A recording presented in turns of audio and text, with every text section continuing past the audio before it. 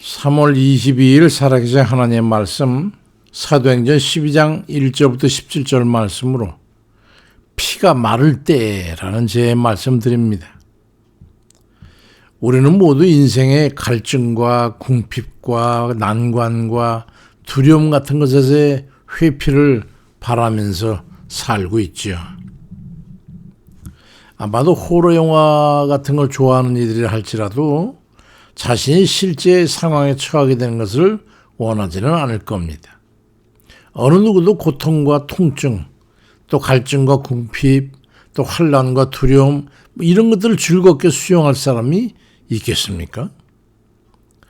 그 잠언 3장 16절 이하에 그의 오른손에는 장수가 있고 그의 왼손에는 부귀가 있나니 그 길은 즐거운 길이요 그의 지름길은 다 평강이니라 주님께서 말씀합니다. 하나님의 근본은 그의 자녀들인 우리가 하나님 은혜 안에 살면서 아버지 하나님의 보호와 인도하심과 보살핌 속에서 모든 평탄한 가운데 행복하게 살아가는 걸 원하십니다. 그런데도 실제 인생 가운데는 도처의 악한 마귀의 흉계에 의해 가지고 우리가 어려움과 난관에 부닥치게 되어서 괴롭힘을 당하게 되는 거죠.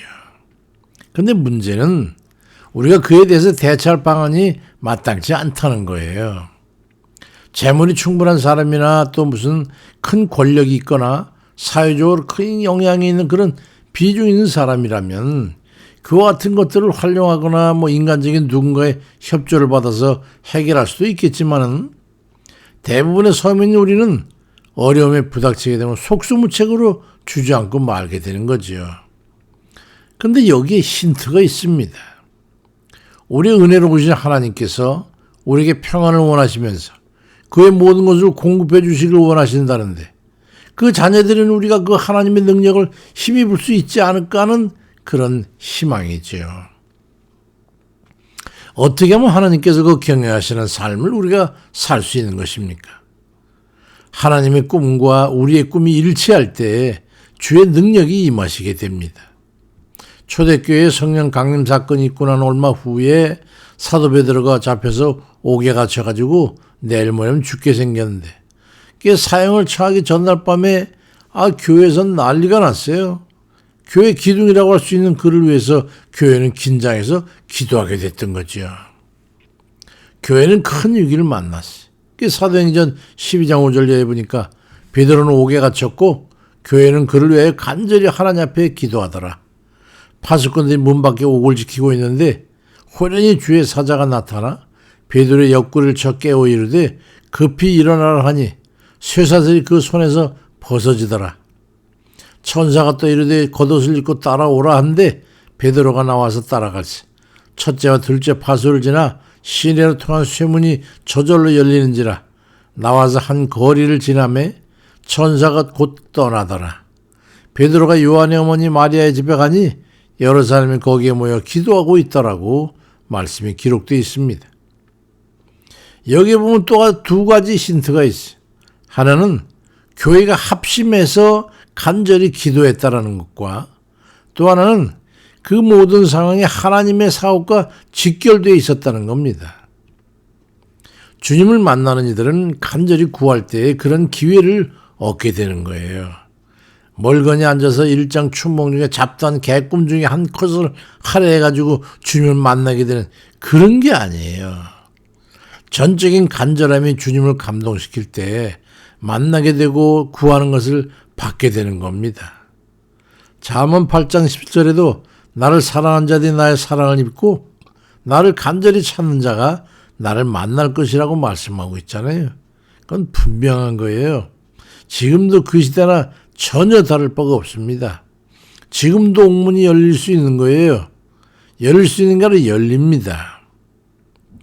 그렇다면 사람들은 어떨 경우에 하나님 앞에 간절할까요? 주님 외에는 믿을 사람이 없고 의지할 곳이 없는 그런 이들이 굳건한 믿음을 가지고 주께 간절한 마음을 품고 소원의 간구를 드릴 때 주님께서 들어 응답하시고 역사하시는 겁니다. 피그말리온 효과라는 말씀 아시죠? 그리스 신화의 피그말리온 왕이 자기가 이 조각을 좋아하니까 아주 예쁜 세상에서 가장 아름답다고 하는 그런 여인상을 만드래. 너무도 잘 만들고 너무도 예쁘고 사랑스러운 거예요. 그래서 그 조각상을 정말 마음으로부터 정신적으로 다 사랑했는데, 그래서 아프로디테라고 하는 그 비너스 있잖아요.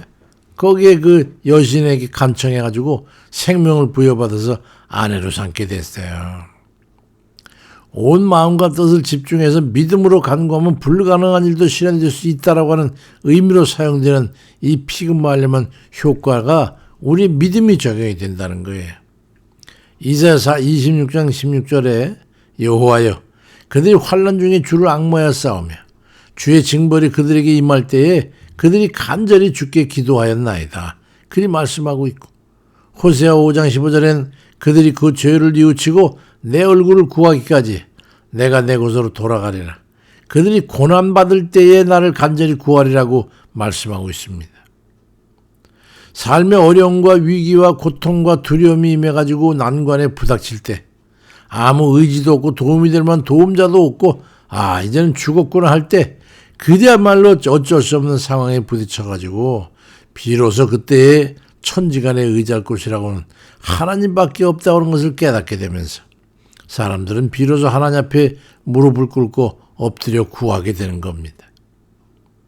히스기야 왕의 이사야 38장 3절 보니까 여호와여 구하오니 내가 주 앞에서 진실과 전심으로 행하며 주의 목전에서 선하게 행한 것을 기억하옵소서 하고 히스기야가 심히 통곡하니, 하나님 여호와께서 말씀하시기를 내가 네 기도를 들었고 네 눈물을 보았노라. 내가 네 수 안에 15년을 더하고 아수르 왕의 손에서 너를 건지고 또 이 성을 보호하리라고 말씀하신 것, 이와 같은 사례를 뒷받침하고 있는 거예요. 시편 119편 2절에 여호와의 증거들을 지키고 전심으로 여호와를 구하는 자는 복이 있다고 말씀하고 있고, 시편 119편 58절엔 내가 전심으로 주께 간구하오니 주의 말씀대로 내게 은혜를 베푸소서 그리 기도하고 있습니다. 어찌해야 하나?